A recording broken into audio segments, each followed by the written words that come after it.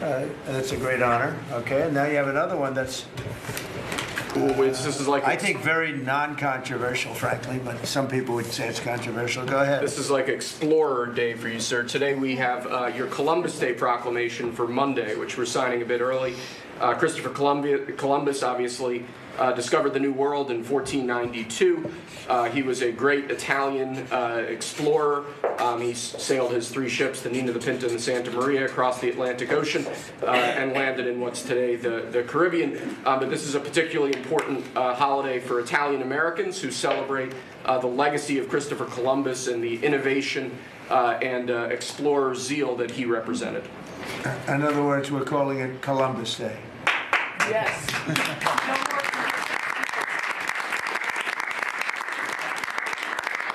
That was the press that broke out in applause.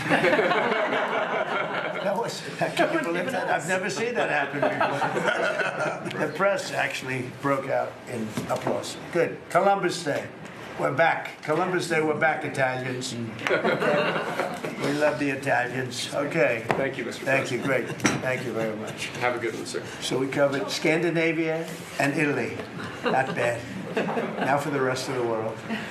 So I want to thank everybody for being here. As you know, last night we reached a momentous breakthrough in the Middle East, something that people said was never going to be done. We ended the war in Gaza and really, on a much bigger basis, created peace. And I think it's going to be a lasting peace, hopefully an everlasting peace. Peace in the Middle East. We secured the release of all of the remaining hostages, and they should be released on Monday or Tuesday. Getting them is a complicated process. I'd rather not tell you what they have to do to get them. There are places you don't want to be, but we are getting the hostages back on Tuesday, Monday or Tuesday, and that'll be a day of joy. I'm going to try and make a trip over. We're going to try and get over there, and we're working on the timing, the exact timing. We're going to go to Egypt, where we'll have a signing, an additional signing. We've already had a signing representing me, but we're going to have an official signing. And the amazing thing is all of the countries over there, from Qatar to Saudi Arabia to UAE to all of them, I mean, the rich ones, the less than rich ones, they've all come together, something which is amazing, actually. They've all come together for this, and they're really probably the best relationships they've ever had. So it's been really something incredible that nobody thought it was possible to get it done. And very importantly, the hostages are coming back. As you know, they consider them hostages. They talk about them as hostages, but there are approximately 28 dead people, mostly young, mostly men, but and boys. I mean, boys. The one woman talked about her baby. Her baby's 25 years old, but you know, to her it's her baby, and we're bringing them home. We're getting everything, and to those parents, the dead young man is just as important as though this person were alive. It's amazing. I've never seen anything quite like it. I've been very much involved. I've never seen anything quite like it. But it's really peace in the Middle East. And you remember October 7th was terrible, but also from the Hamas standpoint, they probably lost 70,000 people. That's big retribution. That's big retribution. But at some point, that whole thing has to stop, and we're going to see to it. Gaza is going to be slowly redone. You have tremendous wealth in that part of the world by certain countries, and just a small part of that, what they make will do wonders for Gaza. And I think you're going to see some tremendous countries stepping up and putting up a lot of money and taking care of things. But there's tremendous spirit like I haven't seen, and even the news. I won't call it fake news for this purpose, because they really were very fair today, I must tell you, in all cases. But they covered it very well. They covered it very fairly. Everybody loves it. Everybody. People that were never giving us a fair shake, frankly, they can't even believe it. They're so they're amazed by it. A lot of people are. but it was just everything came together. I think the attack was very important on Iran, because let's say that didn't happen, they'd probably by now have a nuclear weapon, numerous nuclear weapons, and therefore, even if we signed a deal, there'd be a big dark cloud over it, and it wouldn't be the same thing. So Iran's different, but Iran wants to work on peace now. They've informed us, and they've acknowledged that they're totally in favor of this deal. They think it's a great thing. So we appreciate that, and we'll work with Iran. As you know, we have major sanctions on Iran and lots of other things. We would like to see them be able to rebuild their country too, but they can't have a nuclear weapon. So I want to express my tremendous gratitude to the leaders of Qatar, Egypt, and Turkey for helping us reach this incredible day and for being there. They were there with us all the way. And of course, as you know, Saudi Arabia and Jordan and so many. I will tell you, President Erdogan was personally involved in dealing with Hamas and some of the others. He's been great. They've all been really amazing. Indonesia's been amazing. Indonesia's been fantastic. The whole world has come together for this. People that didn't get along, people that didn't like each other, neighboring countries that frankly didn't like each other, but now it's just this moment in time. So we look forward to welcoming the hostages, like you can't believe, home to their families, and that'll take place early next week. We hope Monday or Tuesday. And all Americans should be proud of the role that our country has played in bringing this terrible conflict to an end. And I want to thank, some of the people. JD, you were fantastic, and Pete, you were great. Marco was fantastic. Some of you were very much involved. I'm looking around. So indirectly, I think almost everybody in this room was involved. Susie, I want to thank you very much. You were incredible. You've done an incredible job. So, and yes, John, what you've done was invaluable. CIA, John Ratcliffe, and he's done an incredible job. So I want to thank you all, and if I'm missing anybody, I apologize, but you've been amazing. And then you have Steve Witkoff, who worked so hard. And you remember we settled 7, this is number 8, we settled 7 wars, or major conflicts, but wars. And this is number 8. And the one that I thought would be maybe the quickest of all would be Russia-Ukraine, and I think that's going to happen too. But in the meantime, they're losing about 7,000 people a week, and that seems pretty bad. They're losing mostly soldiers, young soldiers. They go out to war, and they're getting killed. And while it doesn't affect us in a lot of ways, we've got a big ocean in between, you don't want to see that happen. It was a big mistake. That war should have never happened. It would have never happened if I were president. So we're here this morning for a cabinet meeting as my administration continues to deliver for the American people, despite the radical left lunatics that shut down our government. You have Democrats that they've lost their way. They have no leadership. We don't even know who to deal with over there. At least they know who to deal with. We have no idea who we're dealing with over there. It's like they have no idea what they're doing. Republicans have voted repeatedly to pass a clean, nonpartisan bill to reopen government at the same funding levels. We're not going to do anything only good for health care. We're really, I think, become the party of good health care. And they keep using health care as a cudgel. They want to try and get everyone thinking about health care. We're the ones that are saving health care. In fact, one of the things we're doing is we're going to be reducing the cost of medicines by 100%, 200, 300, 500%, and even more than that, because as you know, we're in the process of favored nations right now. We've exercised that clause because we were subsidizing the entire world. The entire world pays a fraction of what the United States has been paying. And we've already, numerous Pfizer and other companies have already signed, and other countries are a bigger problem because they've been getting a subsidized rate. We've been paying for years. This has gone on for 30 years. We've been reducing the rate of drugs for other countries because we've been paying much more than we're supposed to. And they used all sorts of ideas like research and development I said, what about Germany? What about these other countries? Aren't they paying? No, no, we have to pay research and development. It was all nonsense, and I couldn't listen to it anymore. So it's a very radical, big, tough shift. Very tough. We got a lot of things going on there. But, you know, and you probably heard me say this in my first term, I think it was my third year, we reduced drugs from the beginning of the year to the end of the year. And I was so proud of it. I actually had a news conference to announce it, and it was 1/8 of 1%. Think of that, which is barely a reduction. But it's the first time in 28 years that there was a reduction in drug prices for the year. So from the beginning to the end, it was 1/8 of 1%. And I was so proud of myself. I did something that nobody else could do.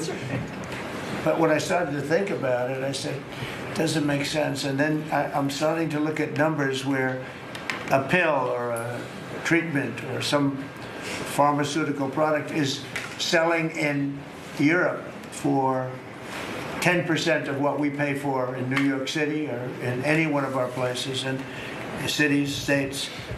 And then I see people leaving for other countries to go buy their pharmaceuticals, where they make journeys to various other countries, including Europe, where they got the best bargains of all. And I put an end to it. It's over. And now we're, you know, in major, I guess, disputes, but we're winning the disputes by a lot. With the countries, a couple of countries said, we won't do this. I said, well, it's unfair that we're paying 10%, and, you know, you're paying just a fraction of what we're paying for the same product made in the same plant. And they said, well, we're not going to do it. I said, that's okay. You don't have to do it. But I'm going to put a tariff of 9% or 7% or whatever the amount of money is. And I'm going to put a tariff on your country for the amount of money that you're taking advantage of us for. No, you guys said, yeah, I can do that. I'm going to do that. And they would immediately agree. And it'd make the tariff substantially more than the number we're talking about. And they would immediately agree. So we have the consent, I think, Bobby, of every country, essentially. They know that if they don't do it, we're going to put a tariff on for double the price, and then they're going to do it. So we never had that before. You never had anybody in here that knew what the hell they were doing, I'll be honest. It really it makes me angry. Because for years and years, and this started many years ago, and basically we subsidize the world. So this is going to have a huge positive impact on Medicare, Medicaid, even Social Security. But anything where there's pharmaceuticals, drugs involved, it's going to have a tremendous impact. So we're going to get drug reductions of 100%. I told you 1/8 of 1% that I was proud of myself. Now you're going to get 100%, 150%, 200, 300, 400, 500%. You're going to get the biggest drug reductions that you've ever seen. And they're already, I guess they're starting to kick in, but we've made deals with numerous companies and we're going for the full bore. We want whatever the price is. So that would mean that the world price, because the world is bigger than the United States, a lot more people, but the world price will go up a little bit and our price will come down a lot. So if a pill sells for $10 in London and $100 here, the pill will go to $20 in London and $20 for us. It's pretty simple. And that is a number that nobody can even fathom. It's a little like tariffs. Nobody knew how big they were. Nobody knew until they started seeing the trillions of dollars that have come in. I don't know why they didn't understand it. It's something they should have understood. We were taken advantage of for years with tariffs, and now I don't want to say we're taking advantage, but we've become a very strong country because of the money that's coming in. Republicans have voted repeatedly to pass a clean, nonpartisan bill to reopen our government, and remember, at the same funding levels both parties have supported in the past. So the radical Democrats have chosen to put the economy of our country. We have the best economy we've ever had. We had the best economy in my first term, but we have an economy that's blowing it away. And we have the Democrats that are trying to obstruct. They don't want to have a good economy. I don't think they want to have a good country. That's why they try and stop our law enforcement from doing what we did in Washington, D.C. Washington, D.C., we have a great, safe, beautiful capital right now. Beautiful. It's so safe. You can walk down the street. Numerous people standing before me were mugged. And you're not going to get mugged anymore. We have a safe capital, one of the safest. We took it from one of the most unsafe places to one of the most safe places in the country. And we also beautified it, and we're in the process of doing even more so. So we're very proud of our capital. Again, we were embarrassed by our capital. A lot of people being killed. They'd come from Iowa, Indiana, Florida. They'd come up, and they end up getting shot. They're not getting shot. We moved out 1,700 people approximately, right? Approximately 1,700 hardened criminals, career criminals. They moved them out. So Chuck Schumer and Hakeem Jeffries and the congressional Democrats are holding the entire federal government hostage. I will tell you, a lot of Democrats want to get this thing open too. They do. They're calling us, and they just want to get it open. And all we're doing is saying, just play the same thing until we get it straight. And they don't know how to go about it. I mean, and the problem is we really don't know who the hell is leading the Democrats. You have this AOC. I don't know her at all, but I watched her the other day. She said, well, if they want, they could come to my office. And that's not leadership, you know. The only one that challenged her actually was Nancy Pelosi, and Nancy's not looking too good. I don't know what happened to Nancy, but she's not looking great. But she was the only one, I give her credit, she was the only one that challenged her. But AOC said that they can come to her office and negotiate, the Republicans. And we're saying, oh, I didn't know she was in leadership. But she's taking Hakeem Jeffries' place, and Schumer's afraid that she's going to run against him. And right now, I don't know, he can change. Life is crazy, right? But right now, he can't beat, I don't think he can beat anybody. So he'll lose in a primary. I would say he'll retire before he loses in a primary. So I think Schumer's going to retire because he can't beat anybody. His polls are so bad. Meanwhile, the Democrat shutdown is causing pain and suffering for hardworking Americans, including our military, our air traffic controllers, and impoverished mothers, people with young children, people that have to live not the greatest of lives. But we're doing so many tax cuts. We've cut their taxes. The great big beautiful bill, we've cut their taxes at levels that nobody's ever seen. I mean, no tax on tips, no tax on Social Security, no tax on overtime. It's been a great thing for a lot of people. They're doing great. Despite all of the damage that it's caused, the shutdown has been, pretty damaging. I mean, it's not yet because it's early, but it gets a little bit worse as it goes along. And we'll be making cuts that will be permanent. And we're only going to cut Democrat programs. I hate to tell you. I guess that makes sense. But we're only cutting Democrat programs. But we're going to start that, and we have Russell. We can talk to you about it if he wants to, but we'll be cutting some very popular Democrat programs that aren't popular with Republicans, frankly, because that's the way it works. They wanted to do this, so we'll give them a little taste of their own medicine. But Chuck Schumer proclaimed this morning that every day gets better for them. No, every day it's actually getting worse for them, and they're having a rebellion in the Democrat Party because they want to stop. And if you saw all of Schumer's, I watched last night like 10 different times over the years, he said, you can't shut down government, you can't shut down, and now he's the one that shut it down. So this is a confession that he's acting not to serve the people, but to serve the partisan interests of his party. And I don't think he's serving them well because they're way down. Look, they just lost an election in a landslide. It was interesting. I watched Kamala, who was a sad figure. I watched her the other day saying the election was very close. I said, no, the election was a landslide. We won the popular vote by millions. We won the Electoral College by, I think, 312 or 315 to 220 something.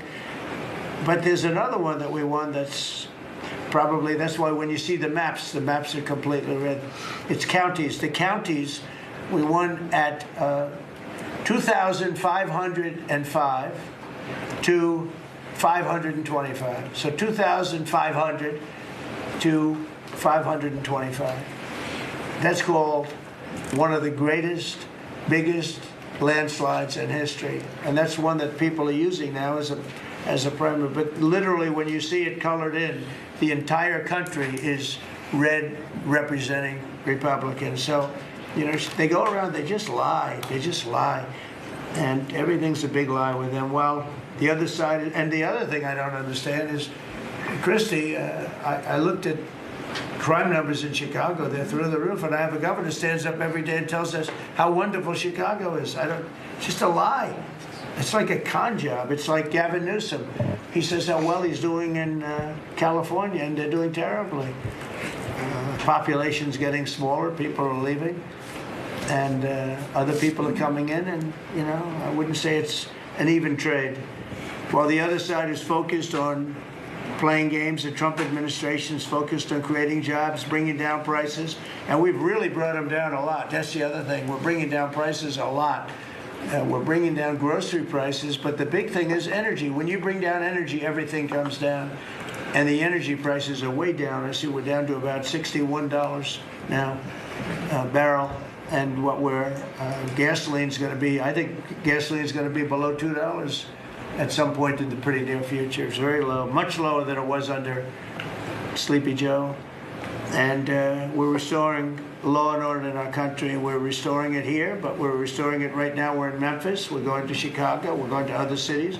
Many governors are asking us to, including Democrats are trying to ask. I don't know what the big problem is. If I were a Democrat governor, I'd be saying, whatever you can do to get crime down, I'll take anybody. You can bring them in I don't care who it is. A lot of people said that. They interviewed women, these beautiful women in Chicago, black women with a MAGA hat, a red hat. They said, we don't care who he brings in here, but this place is really dangerous. We just want crime to stop. It's true. They don't care. You know, they don't differentiate between the National Guard and the Marines. They don't care. They'll take anybody. And that's the way it is. I mean, they want what we did in D.C., they want to happen to them. And it's happening in Memphis already. I see in less than a week, the numbers are really good. And it'll be great. And it will fix that. We'll go to various other places, and we're going to be stopping crime in our cities, and that's a great thing, and we won't get credit for it, but it's a great thing. We've launched a historic campaign to take back our nation from the gangs and the street criminals, violent repeat offenders, illegal alien lawbreakers, domestic extremists, and savage, bloodthirsty cartels. And very little, by the way, is coming in by water, in case you haven't known. The drugs aren't coming in by water. In fact, we can't even find any boats in the water anymore. We had boats, we were like a subway train loaded up with drugs. Every single boat that you see getting taken out kills 25,000 Americans. Think of that. Because it's pretty tough stuff. But it kills 25,000 Americans. So when you hear that, it's no longer tough. But here in Washington, we've deployed federal law enforcement and National Guard to restore public safety, and we're working to replicate that in numerous places all over the country. And we have a very powerful military. We have a very powerful National Guard. I want to thank the governor of Texas, who has been, as usual, great. Governor Abbott, he gave us 400 troops without even a question. And we have other governors likewise doing what has to be done, because they know we have to confront crime. We're directly confronting the sinister threat of left-wing domestic terrorism and violence, including the terrorist group Antifa. You saw that yesterday. We had a news conference. Antifa's out of control in Portland and other places, but mostly Portland in the case of Antifa.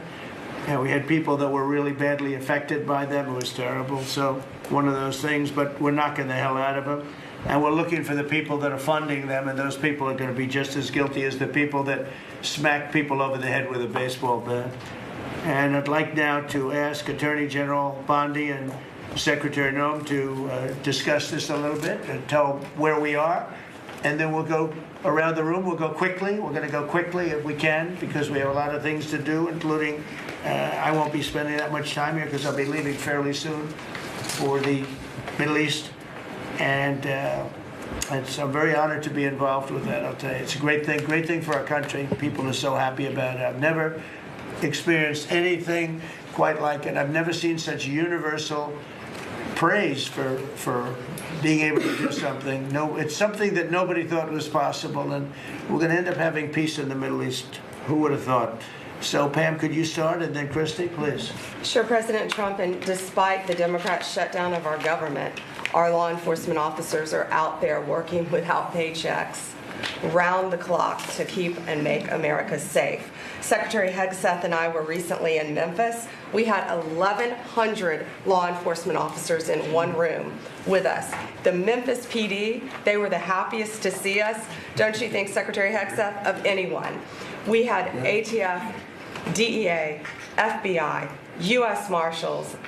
I'm not sure if our park police were there. We had Treasury, Secretary Bessent, and of course we had Secretary Nones, Homeland Security, all working together with the Guard. They were so happy to have us there. We've been making arrests left and right. So far, we made 562 arrests and seized 144 illegal guns just in the short time we've been in Memphis. And many of these people are career criminals. And when you take them out of a place, your crime rate just goes down. These people commit crimes every single day. They're sick. And we're taking them out. In some cases, we're bringing them back to their countries where Biden allowed, with the stupid open borders that we had in our country, to come in. But they're being brought back to other places, or they're being put in jail, but they're career criminals. President Trump, last night alone, we made 91 arrests, 19 firearms off the streets, and one was a warrant for a homicide, and 4 sex offenders who had active warrants. One was a sex offender on a child. Everything we did in Memphis was worth it, in my opinion, for that one arrest. Think about that. We got a child rapist off the streets, but yet we've made 562 arrests and still going strong in Memphis. Just what we did in D.C. But it's because it's all of us. It's a team working for you to make America safe, all together, round the clock. Thank you very much. Thank you, Pam. Thank You're you, doing a great President job. Trump. And it's amazing that we're not getting cooperation from Democrats. It's like, it's a new issue. You know, we have all the old issues of the wall and the border and all of the things, men playing in women's sports they still want that, transgender for everybody. All these issues are so crazy, but we have a new one. It's called crime. We stop crime, and they allow crime. They want crime. It doesn't make sense. I think it's as ridiculous as the other things that we talk about all the time. But I've added it onto our list, a 5-letter word called crime. We stop it, and they actually incite it. It's crazy. You would think they'd want them. You'd think they'd want Christy and Pam and all of the people. If we needed the military, people will be there. We've got a massive military. We have the best numbers we've ever had for recruitment. We have a lot of people now. We have people that can't get into them. In a great economy, they want to be soldiers again. A year ago, they didn't want to even think about it. Same thing as with police and firemen, everything. They want to join. They're proud of our country again. Christy, go ahead, please. Well, sir, thank you for your leadership and for deploying all of government to help us keep our country safe. You have talked extensively about how threatened our ICE officers are, but all of our law enforcement out there. And we saw the shooting in Dallas at that facility, so we're hardening all of our buildings and making sure that we have more security measures, snipers on the roof, people to protect our law enforcement while they're out there on the streets. But what I'm also doing, sir, is, and with your authority, is we're purchasing more buildings in Chicago to operate out of. We're going to not back off. In fact, we're doubling down, and we're going to be in more parts of Chicago in response to the people there. And then I was there a few days ago and looked at some facilities that we can deploy more law enforcement out of. Because what they're trying to do with these riots and violence is distract us and keep us from going after those murderers and rapists that are out in the streets. And then I was in Portland, went out and back on Tuesday, and met with the governor, met with the mayor, met with the chief of police and the superintendent of the highway patrol. They are all lying and disingenuous and dishonest people, because as soon as you leave the room, then they make the exact opposite response. So we're looking at new facilities to purchase. They're in Portland too, and we're going to double down. And I told them if they didn't meet our demands for safety and security on the streets and work with us, then we were going to bring in more federal law enforcement. So I want to thank Pete and the Department of War for all their help. They've been fantastic, but while we fight litigation and work with Pam on that, we're going to send more of our resources and men and women out there to keep everybody safe. So no President- worries. What we see in D.C. and what we see in Memphis for benefits for people in the safety and security, we'll see that in Chicago and And Portland. the numbers in Memphis, it's only a week, but the numbers have Right. been amazing, I understand. That's exactly right. The They've crime been numbers are way down. fantastic, and it shows what a partnership can be between local law enforcement and the federal government. And if we have to do it the hard way in Portland and Chicago, we will. All right. But the people That's demand. fine. And the President safety. Trump, my lawyers are in court right now as we speak for you, arguing in Chicago and Portland to keep them safe, to bring in the Guard. The government doesn't want it there, but we do. We're going to keep their citizens safe, thanks to The people you. want it. I don't understand the politics of it. I don't understand why a Pritzker is trying to protect people that are They're more really scared bad. of, they're more scared of the anarchists that are on the street and the politics of it than they are of doing the right thing. I think they're afraid. Yeah, I yeah, think they're they're scared. threatened. They don't tell us, but I think Pritzker's threatened by people. There's no other reason that this could be possible, that they don't want to have a safe Chicago. And we can solve the problem very quickly. And we're doing that anyway, regardless of if he doesn't want it or if he does want it, we're doing it anyway. So make sure. I asked the mayor that himself. He said that Portland was perfectly safe, a beautiful city, no problems. And I said, well, why did you clear the streets for me today then and build out a 4-block radius to make sure I could get in and out of here? And these people on the street screaming death to ICE. There's graffiti that says Molotovs melt ice. We have the guillotines. We're going to use them. The Portland's things that- almost different. It's like anarchists. It is. It really You know, is. it's really different than a lot It's of the awful. others. This is a sick situation, but those are anarchists. Those are people that want to overthrow government. They're really degenerates. And we're finding out who is supplying all of those beautiful signs and everything Well, else. Scott's been fantastic. His team finding the financial networks is great. That's what Okay, gives Scott, everybody. Scott will do that. That's easy for Scott. We got a great team, sir. That's good. How about we go to Marco? You can talk a little bit about what's going on, and Well, go ahead. yeah, Mr. President. I don't know if one day perhaps the entire story will be told about the events of yesterday, but suffice it to say, it's not an exaggeration that none of it would have been possible without the President of the United States being involved.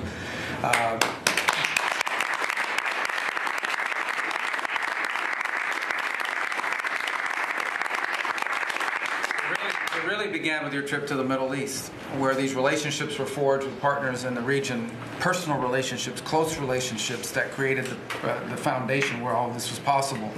Where I think this really took a turn. Remember, a month ago, no one thought this was possible. Where it really took a turn about a month ago, less than a couple weeks ago, is when we were at the United Nations and you convened a historic meeting, not simply of Arab countries, but of Muslim majority countries from around the world, including Indonesia was there, Pakistan was there, and created this coalition behind this plan. Then on that following Monday, you met with the Prime Minister of Israel here, and that plan was presented. And then, of course, our great negotiating team followed up on it. In the interim, again, perhaps the stories will be told, perhaps they will never be told. The President had some extraordinary phone calls and meetings that required a high degree of intensity and commitment and made this happen. And I think what's important to understand is that yesterday what happened was really a human story. There's a geopolitical aspect to it, there's no doubt about it. It creates the conditions for Gaza to one day be a normal place again and people to have a better life and Israelis to be safe. But yesterday was a human story. And because of the work you put in, and honestly, not only is there no other leader in the world that could have put this together, Mr. President, but frankly, I don't know of any American president in the modern era that could have made this possible. Because of the actions you have taken unrelated to this and because of who you are and what you've done and how you're viewed. And this weekend, because of that, at some point very soon, we are going to see 20 living human beings emerge from the darkness into the light for the first time in 2 years. And that is because not only were you used the credibility and the power and the prestige of this office and the relationships you created, and you committed yourself to making it happen. And I think it will go down as a historic moment in the history of our country and something our country should be very proud of, that we have a president that's committed to not just peace, but to the human aspect of reuniting these families. My last point on this is just a couple of days ago, Secretary Lutnick hosted us all, many of us, at the Kennedy Center. And we have these families, we've interacted with them for so many years, for 2 years now. And the stories are heartbreaking. Both whose families are alive and those who are deceased as well, who want their relatives back so that they can complete the process of grieving. And it was, we had all hoped that perhaps that was the day that we would have an announcement for them on the anniversary of the 7th. But I know you were able to speak to some of those families last night. And I just hope the whole nation understands how incredibly proud they should be of their president and of their country for the role that they've played. And I don't want to let this moment pass, Mr. President, without also noting the incredible work of Steve Witkoff and Jared Kushner. They're an incredible team working together, facing some substantial impediments to even being there this weekend and doing it. Let me just leave it at that. And they've done a great job on your behalf, Mr. President. They deserve a tremendous amount of credit. But thank you for what you've done for the world. For the world. Thank you very much, Rose. I appreciate it. I think because we have a very busy day with all that's going on, what we'll do is maybe just a few of you raise your hand if you'd like to say something that don't talk too long, Doug. He's doing such a great job. So good that he could talk all day. That's the problem, right? But and what we'll do is just take a few hands, and then we'll go back to getting peace done. Okay? We'll go a little bit quicker. We'll take a few questions from the press. Go ahead, please. President Trump, I just want to double down on what Marco was sharing. It's such a remarkable accomplishment. Agree that no other president could have done this, but what set the groundwork for you able to do that? When you took office on January 20th, you made a 180-degree turn in our military strength with Pete's leadership. You were the master class in peace through strength. So militarily, we've completely turned around. We've demonstrated that through execution against Iran and others, that we have force. We want to end wars, but we'll use power if we have to. And then secondarily, peace through strength is also the prosperity, having the strongest economy and being willing to wield the power of a tariff in addition to the military power to reorder the globe. Those two things that you're standing on, both economic power and military power, allowed these negotiations to go forward. And I think as you've described the importance of these economic negotiations and all the trade deals, but that also begins with another 180-degree turn, and that was the 180-degree turn on energy. You have used energy diplomacy to bring prosperity to the American people, and you've used it to bring peace abroad. The combination of those three things have been remarkable, and now we're seeing the remarkable result. And we got one more that I know you want to end with Russia and Ukraine. Energy is going to play a key role in that. And now with this historic agreement, we're in a position working with the Middle East to also end the Russian-Ukraine conflict. So again, congratulations. Thank you very much, Doug. I appreciate it. Maybe I'll go to you for a second. You can just cap out what he said about the military, how well we're doing, and how big it is, and how strong it is. Mr. President, you're exactly right. At the War Department, you don't get peace without strength. And our job is to be the strength part of the equation and deliver that when necessary, as you demonstrated with your order of Midnight Hammer, and the entire world saw. And I just want to echo what Marco said. It is a personal honor to be able to witness the way you lead and negotiate. I wish people had a full understanding of what that looks like. That historic nature. A lot of us vets, the Vice President, Tulsi, Lee, Doug, probably after decades of war and the chaos that was unleashed through reckless and foolish American policies, never thought this kind of peace would be possible.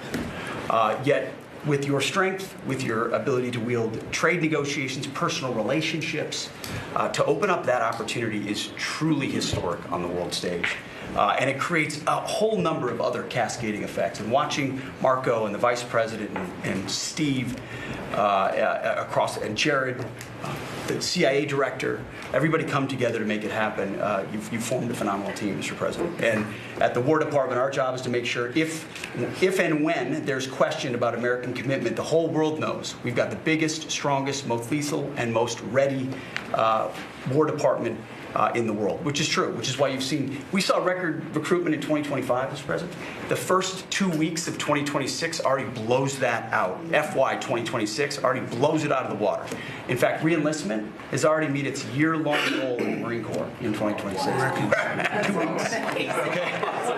You can't, there's no other way to create that kind of love and enthusiasm than with your leadership, sir. And it is an honor to work with Pam and with Christy and the cities across the country to make sure American citizens and law enforcement are protected with our National Guard. But that's a core mission. And last thing, Mr. President, on the southwest border, the first group that rotated in to lock down that border to 0 crossings is now rotating out. And with a new border medal, the Southwest Border Medal, or it's actually called the Mexican Border Medal, revived from 1918, that will be pinning on their chest. So thank you for renaming the department, and we're trying to live up to it every day. Thank you, sir. I mean, think of this. We have record numbers of recruitment. 1 year ago, there were stories, front-page stories, so we couldn't get anybody to join the Army, Navy, Air Force, Marines, Coast Guard. My beautiful, I call it our beautiful Space Force. I love our Space Force. It's turned out to be very important. But we couldn't get anybody to join. Nobody wanted to join, including our police and fire. They didn't want to join anything. Recruitment was embarrassing. We couldn't get anybody. And now we're brimming. Now it's, and they're getting in based on merit now. A soldier's a soldier. They come in now based on merit, not based on woke stuff that anybody can qualify. You have to qualify for jobs. You have to qualify for certain types of jobs. And it's amazing. So we were embarrassed a year ago. Think of it, a little bit more than a year ago. I think it stopped on November 5th. I think it really started, this all started on November 5th, the election day. But now everybody wants to be, and we have an overabundance, and maybe we should raise it a little bit. I don't know. I like that idea, sir. But we could raise it. But we have so many people want to join, and they're proud of our country again. JD, could I ask you to say a few words? Yes, sir. So just a couple of things. Mr. President, first of all, congratulations on yesterday. It was a big day to Marco, to Susie, to the entire team. But in particular, viewing it from this perspective where for months the fake news media attacked you, attacked the entire team, attacked your approach. You know, the definition of insanity is to do the same thing again and again, expecting a different result. The reason we're here is because the president actually charted a different course with a different team. He vested a lot of authority in Steve Witkoff in particular, and that's why we're here. It's because you did something different, and I think it's important to recognize that. I also think the president, you know, Marco mentioned the president's personal touch being a big part of this. And the one thing I would say is obviously the president of the United States, a New York real estate billionaire, one of the most famous New Yorkers in the world, has a lot of interaction with a lot of people who are very pro-Israel. I think that was an important set of experiences and life experiences that he brought to the table. He also, of course, knew one of the most famous Palestinians in the world, Chuck Schumer. And I think without that background of knowledge, it would have been impossible to get us to this moment. Second thing I would say, just on Chuck Schumer, the president mentioned this, that Chuck Schumer said this has been very good for us this morning about the shutdown. One of the things that we talked about before all the media came in, and that all of us are going to work on for the rest of the day, we've been working on for days, is how to make the shutdown as painless as possible on the American people. So while Chuck Schumer brags about this being good, and I think the president is right, it's not good for him politically as much as he might think that it is. It's causing real consequences for the American people. There's a low-income food program, the WIC program, that my mom actually used when I was a baby. That program is about to be underfunded and it's about to get cut off because Chuck Schumer won't open the government. We have troops. The Secretary of War mentioned how well we're doing on recruitment. We're trying to figure out how to pay our troops because Chuck Schumer is shutting down the U.S. government. There are veterans benefits that are going to suffer. There are Americans that are going to suffer because Chuck Schumer refuses to do his job. So while we're all celebrating this incredible success that we've had on the world stage, the country could be doing so much better if Chuck Schumer did his job and opened the government. Every single Republican, except for Rand Paul, has voted to open the government. A few moderate Democrats, to their credit, have voted with us to open the government. We just need 5 more Democrats to come to their senses and let the people's government serve the American people. I hope that they'll do that. Thank you. Thank you, sir. Chris, please. Yeah, to follow up on that point, Mr. President, the Democrat or Schumer shutdown did not begin 8 or 9 days ago. It began 8 or 9 months ago with your inauguration. For the first time in American history, every Senate confirmed appointee who are our deputies to run our department, every one of them has been filibustered. One of the critical parts of my department is the National Nuclear Security Administration. It maintains, manufactures our nuclear weapons and our engines for nuclear submarines and nuclear aircraft carriers. We are a key supplier to Secretary of War Pete Hegseth. They filibustered, the Democrats filibustered the leader, the administrator of the National Nuclear Security Administration, would not let him come into my department until the Republicans 2 weeks ago changed the Senate rules so they could confirm him and we could have a leader. They filibustered the leadership, now they're filibustering the funding. In the next 6-7 days, we're going to run out of funding, and the retooling of our nuclear stockpile, the ultimate guarantor of our sovereignty, is going to be underfunded, and we're going to have to slow down and creep to a crawl these efforts. Just incredibly irresponsible for Schumer to worry about his own reelection and not the 340 million Americans that count on the efforts of our military and all of our departments. It's truly offensive, and we need to bring it to an end as soon as possible. Let's open the government back up. And you're doing a great job. Thank you very much. Bobby, did you want to say something? You got a lot of things happening. A lot of things. A lot of very positive things, actually. Mr. President, I'm glad you're getting bipartisan accolades on the Mideast peace agreement. You should also get bipartisan accolades on the MFN agreement. It is a historic agreement that's going to benefit every hardworking American. It's going to lower the price of drugs for every American. By the time this administration is over, we will have 95% of the drugs in this country will be the lowest price in the world. It immediately begins to affect Medicaid, Medicare, Social Security, the other government programs. I remember when I went through the confirmation process, and the principal preoccupation of the Democrats during that process was whether I would continue the IRA negotiations on drugs. The Democrats negotiated 10 drugs. I'm supposed to negotiate every year 15. The 10 that they negotiated, they claimed to get a 22% reduction, but it was a lie. It was 22% under the list price, which was actually higher than the price we were getting. So Medicaid, Medicare ended up paying more for those drugs than they were paying beforehand. They only got a benefit on one drug. One was tied. 8 of them were lower. So they should be applauding what we're doing now. We're doing something that every administration, Democrat and Republican, has been saying. You're watching President Trump's cabinet meeting after announcing a ceasefire deal between Israel and Hamas. The president touted that deal as a momentous breakthrough, saying, quote, "We ended the war in Gaza and created peace." He says the remaining hostages will be released Monday or Tuesday, and he will try to travel to the region to sign the agreement. He says Middle Eastern countries came together around this agreement and also expressed gratitude for the countries that helped mediate the deal. Secretary of State Marco Rubio says it's not an exaggeration to say none of this would have been possible without President Trump's involvement. And I want to bring in senior White House correspondent Selena Wang for more on that. Selena, what's the latest on the timeline of this deal and the president's potential trip to Egypt? Yeah, well, we heard a little bit more detail from the president. He's saying he expects those hostages to be released on Monday or Tuesday. Yesterday, a senior White House official told me that they were targeting Monday for the release, but it looks like that timing could be sliding potentially by a day. And the president reiterating there that he plans to travel to the region for that official signing in Egypt. Unclear exactly when the president would leave for that travel. But look, you're looking at the president really taking a victory lap here. This is a major moment for this administration.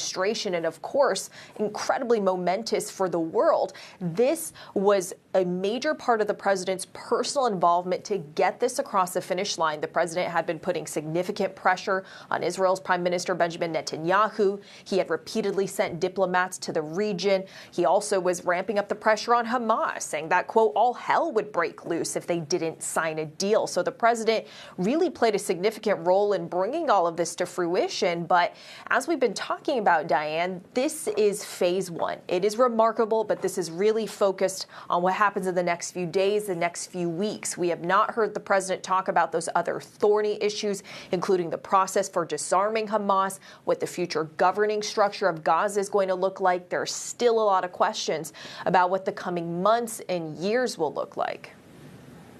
All right. I want to bring in foreign correspondent Marcus Moore because, Marcus, the president says we ended the war and created peace. But this is the first phase of this larger deal. So what comes next? Well, as Selena just mentioned, there are obvious questions about what will happen in the days, weeks, and months ahead for Gaza. But in the immediate term, we anticipate that the living hostages will be released. That's the part of the first phase of this ceasefire. And as you know, there are 48 in all who are believed to still be in captivity in Gaza, 20 of them alive. And once the Israeli government ratifies this peace agreement, we understand from an Israeli official that over the next 24 hours after that is when the IDF, the troops who are in Gaza, they will begin the process of withdrawing, that partial withdrawal to what's being called the yellow line. And then at that point, we understand from Israeli officials, is when the 72-hour window will open. That is the time frame, according to the initial proposal, that is the time that Hamas has to return all of the hostages, all 20 of the living, and the rest of the dead will be returned as well. And so that's what we anticipate will happen next, Diane. In terms of the details of how this will work, we don't know at this point, but certainly Israeli officials hope this will be a seamless transfer and release. And as you know, Israel also saying that they will potentially release 2,000 Palestinian prisoners in exchange for those hostages. And I can tell you we're here at Hostage Square in central Tel Aviv, and over the past 2 years, this is a place that has become one of mourning as well as one of vigil. And coming back here today, I can tell you that the mood is very different. People are hopeful. They're using the term, Diane, cautiously optimistic about what will happen in the hours and days ahead. All right, Selena Wang, Marcus Moore, thank you both. And thank you for watching. I'm Diane Macedo. The news never stops, and neither do we. We have a lot more news right after the break. Stay with us. Whenever, wherever news breaks, it's so important to always remember that lives are changed. Here in London, in Buffalo, Uvalde, Texas, Edinburgh, Scotland. From Poland once again tonight. Thank you so much for streaming with us. Ukrainian refugees here in Warsaw. Do you think you'll ever be able to go back home? We're heading to a small community outside of Mexico City. Splintered houses and splintered lives. The magnitude of the devastation. You're streaming ABC News Live. Reporting from Rolling Fork, Mississippi. Santa Fe, New Mexico. Raleigh, North Carolina. The U.S. Capitol. Mayfield, Kentucky. Minneapolis. Mexico. Tongass National Forest, Alaska. Getting you behind the stories as they happen. Giving you a front row seat to our world as it plays out in real time, live. ABC News Live Prime. We'll take you there. Stream ABC News Live weeknights, America's most honored streaming news program, only on ABC News Live. Streaming free right now wherever you stream your news. The ruby slippers are the most famous shoes in the world. What would the shoes be worth today? A lot. The shoes were stolen. Stolen. We worked together with the FBI. Heaven only knows how many feet went into that pair of shoes. There is more to this than anybody realizes. Who knows where this is going to lead? It's going to get real.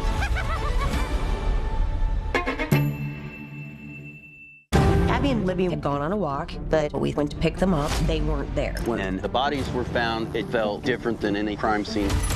She captured the image of her own murderer. Capturing their killer, The Girls on the High Bridge, only on Hulu. America's #1 news, ABC News, now streaming 24/7 on Disney+. Friday nights at 9 on ABC. Mean true crime. True murder mystery. Shocking. Sex, betrayal, lies. A bombshell. The greatest true crime stories. 2020, Friday nights at 9. ABC News Live. Because the news never stops.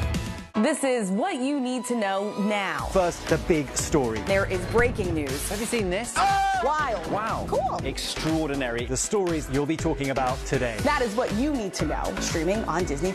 2 new episodes weekdays, starting with the day's first news in the morning, then in the afternoon as the news of the day unfolds.